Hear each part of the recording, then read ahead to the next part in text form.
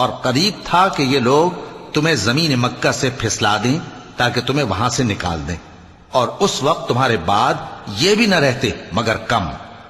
جو پیغمبر ہم نے تم سے پہلے بھیجے تھے ان کا اور ان کے بارے میں ہمارا یہی طریق رہا ہے، اور تم ہمارے طریق میں تغیر و تبدل نہ پاؤ گے۔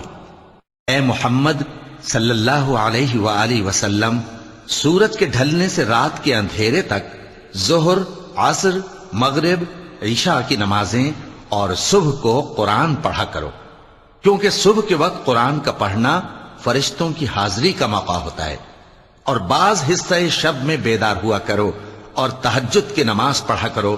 یہ شب خیزی تمہارے لیے ایک اضافی عمل ہے۔ امید ہے کہ اللہ تم کو مقام محمود پر فائز فرمائے۔ اور کہو کہ اے پروردگار، مجھے مدینے میں اچھی طرح داخل کیجو اور مکے سے اچھی طرح نکالیو، اور اپنے ہاں سے زور و قوت کو میرا مددگار بنائیو،